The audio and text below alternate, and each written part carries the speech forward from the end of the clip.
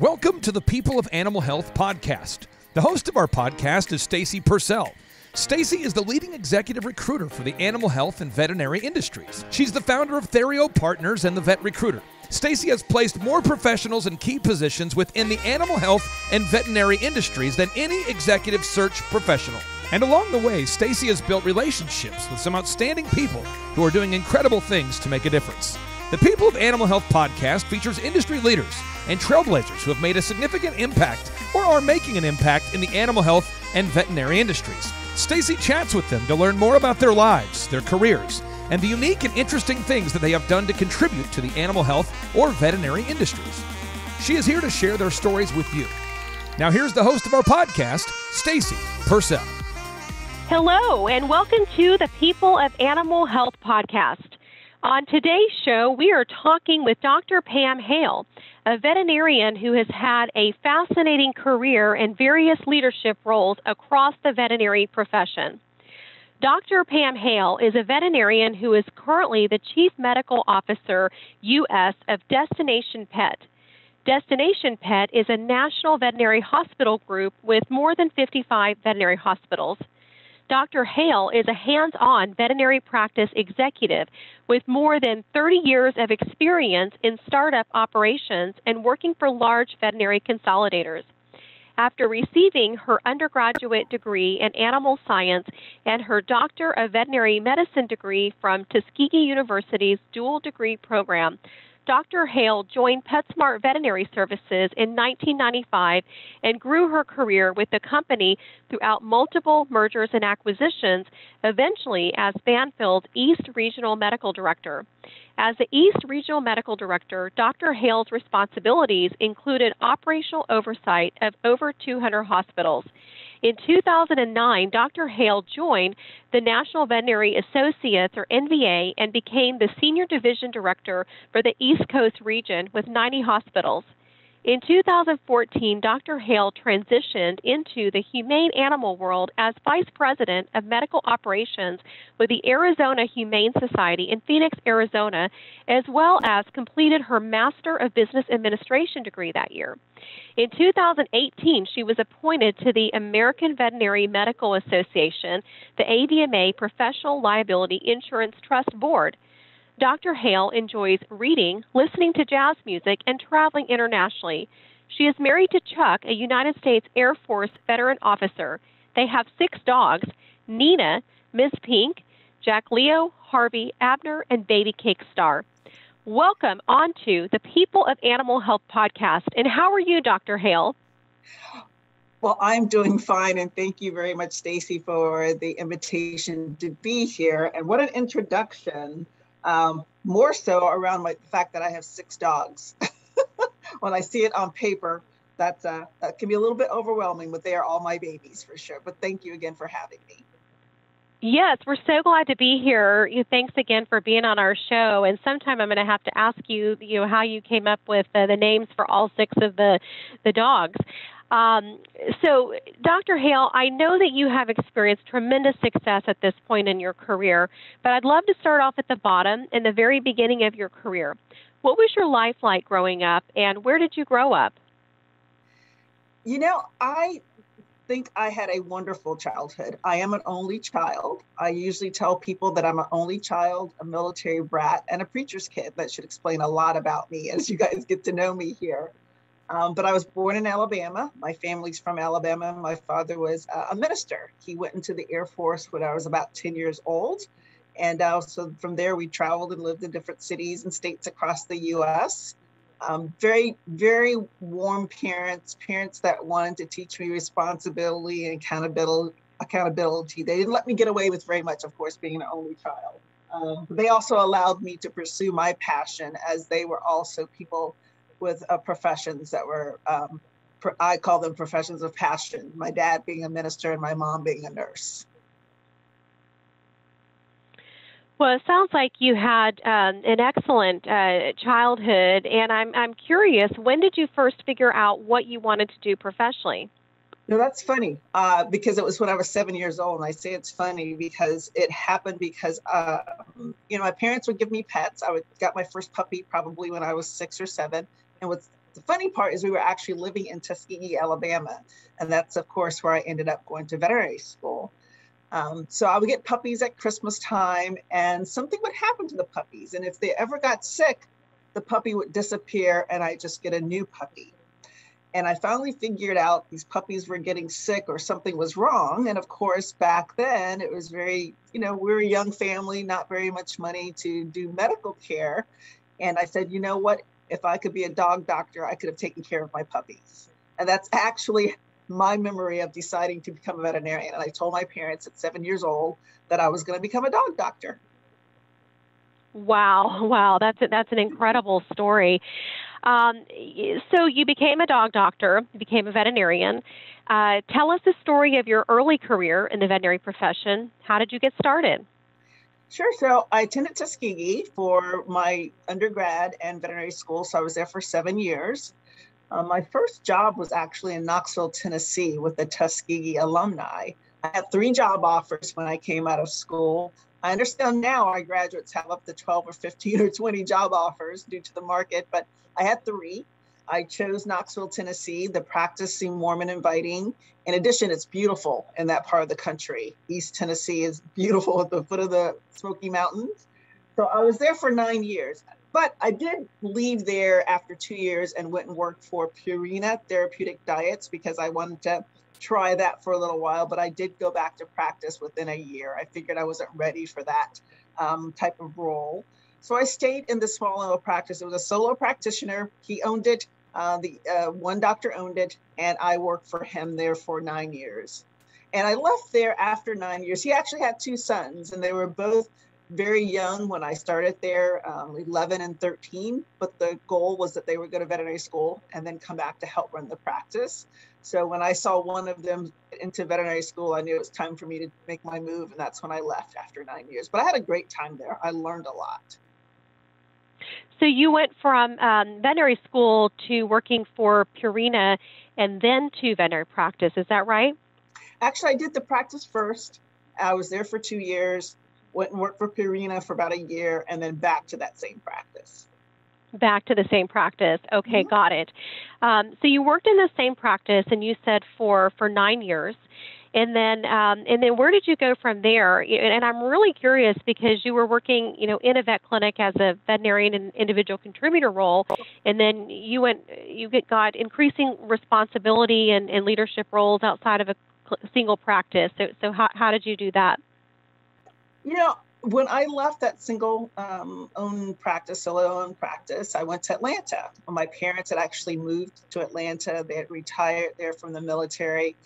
And I wanted to try something different. I had been in a solo owned practice with one owner for years. Didn't pretty much say how the hospital was run or making decisions for leadership.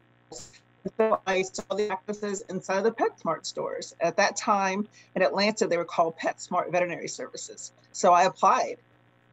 For roles within that company. And that's where I say that was sort of my launching pad for these different roles that I've held, because when I moved into what we call corporate veterinary medicine, then I was allowed to become a chief of staff. And then after a couple of years, I was promoted to a regional medical director role. And it just kept growing like that over 15 years. And every time an opportunity came about for me to take an additional leadership role, I would sort of raise my hand and say, I've never done that before, but I'd like to learn how to do that. And of course, I was being successful in the roles that I was in, from chief of staff to medical director to regional medical director.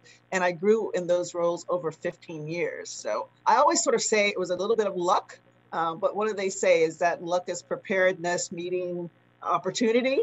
So as all those opportunities came about, I said, hey, I want to try these different roles. What would you say to other veterinarians that are starting out in their career who are interested in leadership roles? How can they move into roles of increased responsibility?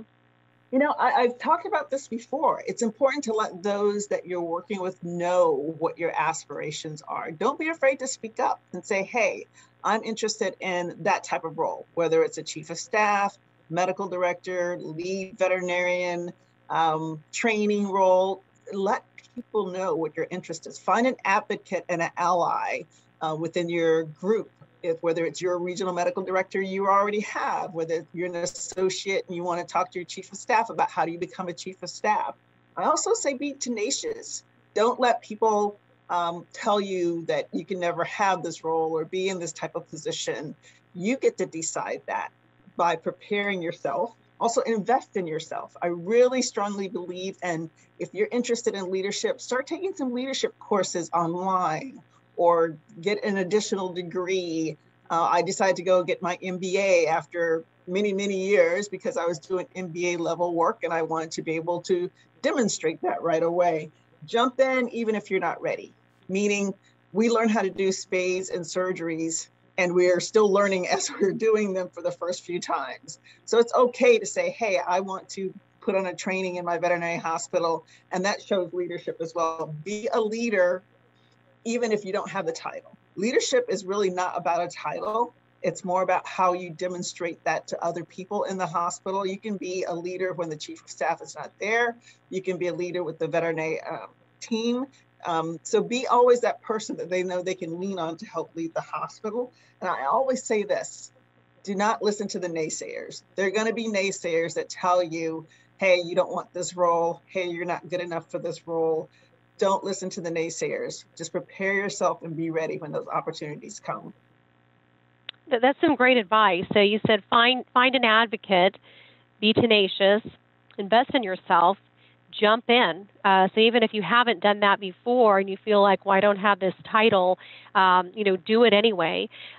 Be a leader, even if you don't have the title, and don't listen to the naysayers. All very good advice.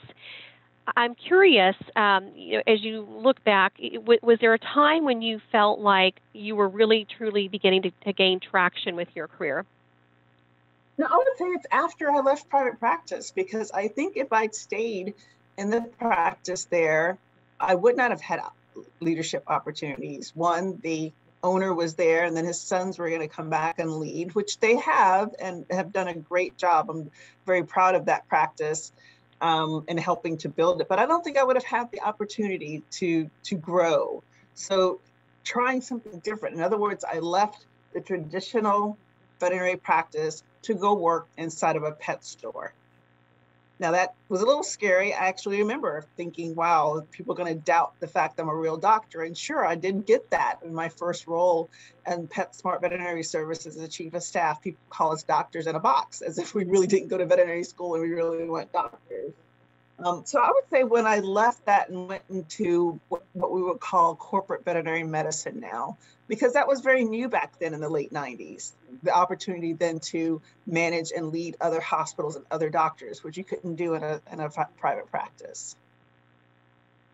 What would you say to people that have that fear of doing those things that they haven't done before? I mean, obviously you were able to work through that. You did it anyway. But what would you say to those people that are wanting to do bigger things and take on more responsibility, but there's this fear factor there? Fear is good. I'm fearful every day. I mean that in a positive way. Right now with the role that I have now as chief medical officer responsible for lots of doctors and lots of hospitals, am I making the best decision for these hospital teams? Am I supporting my doctors as well as I should? I think fear should be a launching pad, and we shouldn't be, it sounds, I don't know if I'm afraid of fear. We shouldn't be afraid of fear, because I think that also helps us to be resilient. If we're never afraid, then we don't actually know when we're having good times, when the world is right and everything's right with us. So I see fear as just part of the growth that you'll have, and use it as a launching pad also. So use fear as a launching pad and be resilient. Resiliency has been a common theme on this podcast. So I know that many successful people, they have some highs and some lows in their career. I mean, every day, is not a high. There are some low points. What is the highest high, and what's been the lowest low of your career so far? I mean, I think it's been great to be able to achieve the positions that I have, but I always remind people that titles are rented, and your character is what you must wear all the time. So I have a drawer full of name tags. I have a Rolodex full of business cards of mine that have different titles on them. So while it's always fun when I get a new position or get promoted to chief medical officer or senior vice president of operations or senior division director, I also know that those may not be positions forever, and that's okay. That's part of growth as well. For me, also a high is helping to develop other people to what they aspire to. You know, I think I've reached some really nice key mile markers in my career. So I like helping other doctors or other veterinary professionals move into positions that they're interested in. So that's why I really like developing training programs for my doctors and my teams in that respect around leadership. So I would say those things right now are what really motivate me and what really inspire me as well. Yeah, that's great. I mean, because at some point, you've had that mentorship throughout your career, and then at some point, you become that mentor and giving back and helping grow and develop other people. Speaking of mentors, what mentor has made the biggest impact on your career? I would say in the very beginning when I was with PetSmart Veterinary Services, and then I was able to move into regional management, our regional leaders or vice presidents would come ride in our cars with us as we visited hospitals. So, and that's when I would pick their brain and talk to them about leadership and talk to them about the hospital teams and what could I do differently. And some of them were Dr. Jim Whedon. He was with PetSmart Veterinary Services. I still am in touch with Dr. Whedon periodically on Facebook. Very nice, kind. When he talked with you, you could hear everything he said, the way he said it to you, made it easy to take in, and would share all that he knew. Dr. Will Novak, who I met with in that realm, also PetSmart Vet Services to VetSmart, actually, after PetSmart Vet Services. He was probably the first one who let me know that I was doing something different than other leaders were doing because of the success that I was getting. I remember him sitting me down and saying, doing an evaluation. He said, "What are you doing?" And I at first thought I was doing something wrong. I said, "What do you mean?" He goes, "You have the best doctor this, results that." And I said, "Well, isn't everybody doing what I'm doing?" He goes, "No, what are you doing?" So I remember that vividly, that he was my advocate and he let me know that I was doing some things right. And that helped me to, inspire myself and also to continue to want to do well. And then, of course, I would say Dr. Scott Campbell, who actually started VetSmart. Even as a CEO and founder of the company, he would come get in the car and ride with you. And talking about having that type of brain trust in your car was amazing. So I would put those three as the ones that I really probably model most of my leadership around. All giants, all legends in this industry. And wow. I'm curious, what has been the most surprising thing to you during your career in the veterinary profession up to this point? Surprising. I must admit, I am a woman of color and a female, obviously. At least I identify as female. So I still come up against bias. There's still bias in the veterinary community. It is still fairly, we call it the whitest profession because minorities make up probably less than 2% of the profession. So periodically, I still running up against bias with veterinarians that I meet, and I'm going to be working with them with their hospitals. Even in a C-suite role, periodically I will be just diminished, or I call it when you're talking and someone starts talking over you, and you sort of say, "Excuse me, I was talking there." So I would say when that happens, that sometimes is still surprising. Not completely, because I try to be prepared for it, and that's one thing I always like to talk about with my young minority veterinarians or minority veterinarians period, is to be prepared for when you experience that bias. And again, don't let that type of thing diminish you or deter you as well. Such good advice. One of the things that frustrates me is people that interrupt. That's sort of a pet peeve of mine. You just mentioned that. How have you seen the veterinary profession change over the years? Probably most obviously is the corporatization. The consolidation of veterinary practices under groups that are now primarily owned by private equity. While there's still the majority of veterinary practices out there that are not in a group, I think it's going to continue to grow. I think they say about 5,000 veterinary practices are in veterinary groups, and they're estimated to be about 25,000 practices out there. So that's the biggest change. And there are good things about that, and there are bad things about that. Obviously, the good things are increasing in salary for veterinarians. That's a big change as well. I tell people that when I was graduating, they said never to expect to make more than $45,000 a year as an associate doctor. And I remember shrugging my shoulders and said, okay, well, I've never made $45,000, sounds good to me. So the fact that veterinarian salary has increased, just the shortage of veterinarians, that the explosion of the pet care industry, that makes us more of a valued rare breed, and excuse the pun there, as far as our industry goes. But I would say those things. It's interesting that the salary piece of that. I remember when I first started recruiting in the veterinary industry, and this was it was in the late 90s, somewhere between 97 and 99. I'll never forget, I found this veterinarian in Dallas, Texas, and she was 5 years out of veterinary school, and she was making $35,000 a year, had no benefits, had to pay for her own white coat, didn't get any paid time off. If she took time off, she had to pay for it. She had to pay for her own CE. And I remember thinking at the time, I'm seeing, undergraduate students getting $35,000. How can this be? That's just not, it's not right. And I'll never forget that Banfield made her an offer for $55,000, and she called me crying, and she said, I feel like I have won the lottery today. So, I think Banfield really paved the way, as did some of the other corporations, with helping to elevate the salaries and benefits packages of veterinarians. Just last week, we had a veterinarian that we were talking to that had a salary of $84,000, and one of our clients just offered him $150,000. We had another veterinarian making $150, and a client of ours just offered her, $200. So the salaries are really increasing in the profession. So the shortage is helping with that. But like you said, the growth of the industry, those are all positive things. What does your crystal ball say about the future of the veterinary profession?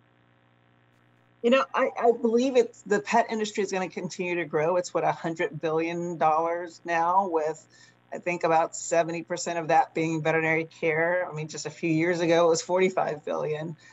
So I think it's going to continue to grow with each generation, the millennials, the generation after millennials, and pet ownership, and what we call the humanization of pet care as well.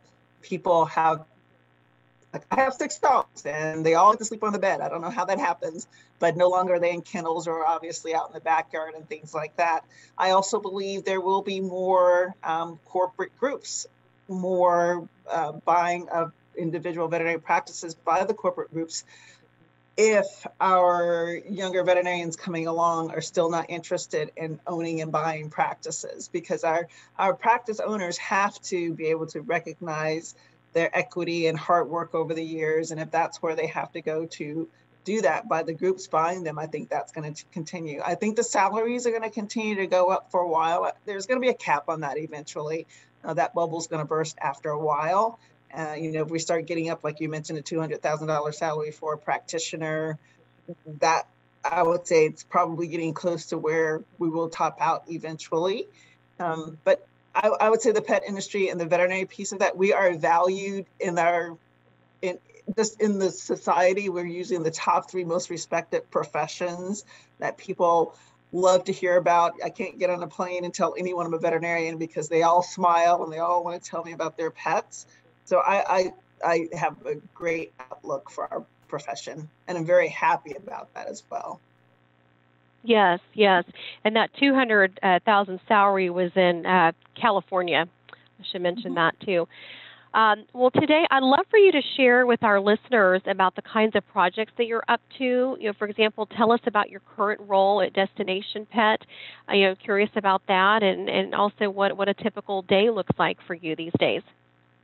Sure. And in my role with Destination Pet's Chief Medical Officer, what's interesting, I've never held the role of a Chief Medical Officer. This is my first C-suite role, though I've been a vice president before. I was chosen for this role by Shane Kelly, who's a former CEO of Destination Pet. I was actually working in one of their hospitals as a clinician, and he had noticed my resume on his desk and actually came to Atlanta and met with me and talked about, well, you're a clinician now, but maybe in the future we might want to use you in other roles. And so I said, sure, I would be interested in that if they came about. Though at that time, I was thinking of stepping back from those type of roles since I've been doing them over 20 years. And this was around 2019 when I met Shane Kelly with Destination Pet. He promoted me to the Chief Medical Officer role in 2019. Chief Medical Officer, we're responsible for the strategy and the planning around the medical services, our doctor core in the veterinary group. So right now I'm working on, as I mentioned earlier, I really like developing growing doctors and leaders. So I've established what's called a Medical Director Masterclass within Destination Pet, which is about a 12-week course in which I have all my medical directors that are cycling through right now, in which they're learning leadership, more financial information, just all kinds of skills that will help them be better medical directors. And I always say these are things you can use in your personal life as well. I'm also establishing one of these for new graduates, but I'm calling it the NBA, the New Beginnings Academy. I want it to be able to say I'm sending you to the NBA. But it's also helping our new grads that need more support these days, not just the mentoring the medical piece, but it's also around leadership, learning to work within a group or a team, also even some personal finance and budgeting information from financial planners. So I really get excited when I get to do things like that. I'm also going to be putting one of these together for our associate DVMs as well. So to me, our doctors are integral. Obviously, we know this, right? We know that everywhere that they need a doctor, they really need a doctor, but they're integral to our business. And I want our doctors to be content here, have a career path with us, and know they're going to be supported as they're, in their career path with us, whether it's medical director, associate, new graduate. I really get passionate about things like that. Awesome. That's so exciting. I love the NBA. So we might start seeing resumes that said I attended the NBA Academy. Right. Down the road. So I'm curious, successful people usually have some good daily habits that have allowed them to achieve success. What are some of the daily habits that you have allowed to help you achieve success throughout your career? I started running when I was about 28, and that was back when I was still at my first job in Tennessee. And I remember my first time jogging. I remember just doing a half a mile, and I thought I'd done something. And then when I first did 2 miles, the most I jogged was 7 miles a day, and I did that for several years. So I say that to mean that taking care of my temple, my body, is the first thing I do every morning. I get up, have a cup of coffee, and I go run. If I can't run, something's happened medically or knee hurts or something, I'll walk. But running is what starts my day. I don't even feel right if I haven't run for the day. And I believe we have to take care of our temple, our body, for everything else to work. That's where I practice speeches. That's where I clear my head. That's where any angst I might be feeling, that run sort of helps set the tone for me for the day. And we have to take care of ourselves. Yeah, I like what you said about setting the tone for the day.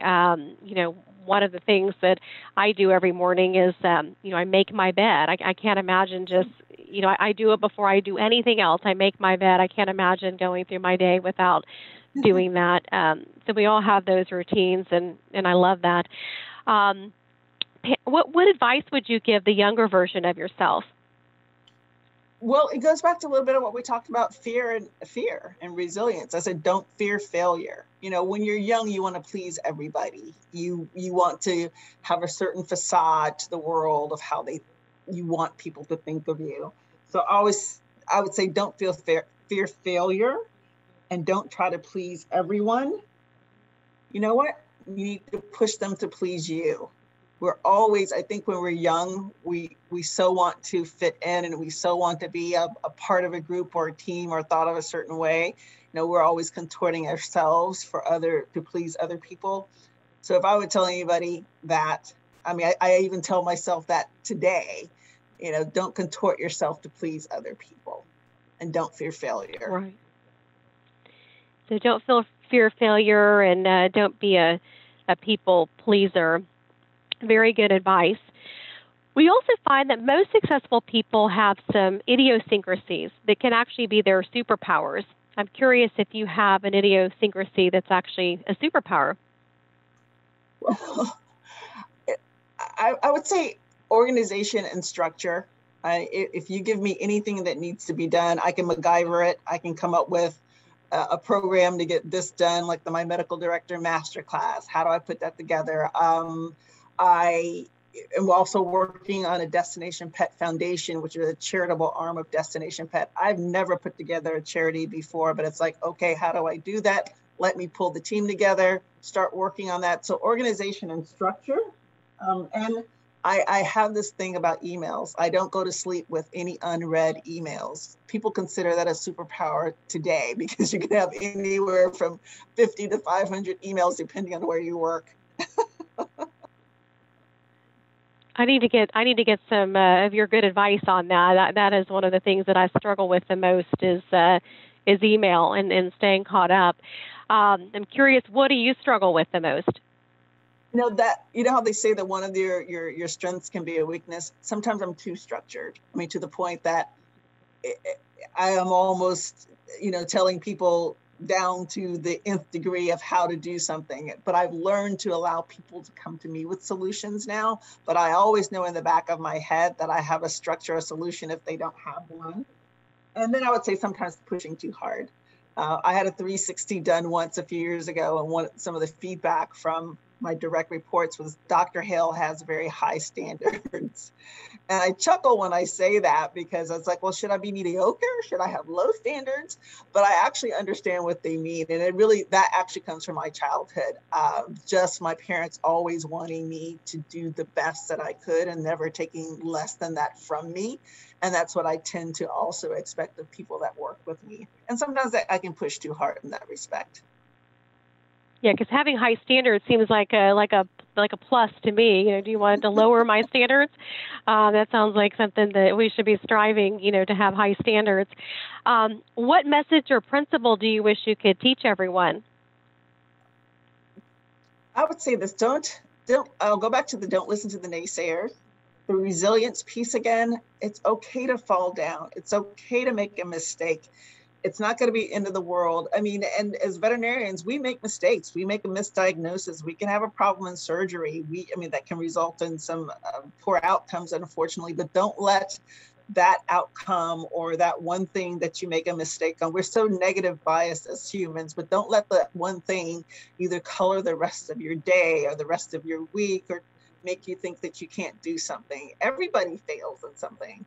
And I say often that I should be allowed to fail, make a mistake, and get back up and keep going just as anybody else does. So that's why I always want to impress upon people, and do not fear that falling down. And it's okay to admit when you've made a mistake. I'd rather you admit it and then come with a solution to how we're going to fix it going forward. And know that it's just not the end of the world. I think that's what's so tough in some of our veterinary community now. Especially with social media, people want to tell you what they think of you. You have to block a lot of that out. And even if you have made a mistake, know that there's another day coming. This too shall pass. Yeah, don't get hung up on the failure. Don't dwell on it. Get over it and move forward. And then don't listen to the negative voices, the naysayers. Great advice. some of our guests say that they've had a key book that's really helped them in their life or in their career, or has changed their mindset or their approach to success. Do you have a key book in your life that has impacted you the most? I'd love to hear that story. Well, what's interesting, it's a very small, very short book that I recommend to everyone that I either promote into leadership or is in leadership. It's called The 1 Minute Manager. It's a short read, but it was the very first book that I read in leadership that helped me to understand how to better interact with people. And I tell the story of my first job being promoted into chief of staff. I had hired my staff, had never done that before, but okay, I hired my staff. And I had a wonderful receptionist that could remember every client's name and every pet's name, but she couldn't remember her duties. So it drove me crazy for the first 3 months. Why do I have to tell this person to do the same thing every day? Turn on the lights, how to end the day, how to close out the cash register. I started to wonder if I was speaking another language. Well, I was. I wasn't speaking her language. So the 1 Minute Manager helped me to learn better situational leadership, but also how to interact with her. And she was a great receptionist because she had the skill that you want receptionists to have, that openness, that joyfulness, that remembering everybody. And I had to come up with a way to help her otherwise. And the way that helped her was just a list. She needed everything written down on a list, and she would do it and make sure it was done from there. So I recommend that book for every new manager, The 1 Minute Manager. That's great advice. And I was thinking as you were saying that, she probably needed a list. And that's, wow. Well, Pam, you've got the mic. What is one thing that you want to share with our listeners of the People of Animal Health podcast before you drop the mic today? Sure. So, I think our profession right now is getting a bad rap. In other words, we hear a lot about the tough times that some of our doctors going through, but it is also a joyous and fulfilling profession. There's nothing else I ever want to do with my life. And in fact, when you talk to most veterinarians, even though we may have tough days, and I know it's different ways of doing things now with clients providing this instantaneous feedback on social media that can be great or make you feel horrible. This is still a fulfilling profession, because I think if it was not, we wouldn't have this growth in pet ownership and the need for more veterinarians. So I would say this: let's remember to hold up our profession and not make it a bad place to be, because it is a very good place to be. And sometimes I think we just have to adjust the way that we think about it. Well, it is a good place to be, and there's never been a better time to be a veterinarian. I mean, we mentioned the salaries are going up. There's a shortage, so there's so many opportunities. And, you're right. I think sometimes people tend to focus on, the negative things, but there's a whole lot of positive things happening in the veterinary profession as well. Well, Pam, I want to thank you again for being on our podcast today. We're very grateful, and it was very nice to visit with you. Stacy, again, thank you very much for having me, and hope to talk to you again soon. Thank you.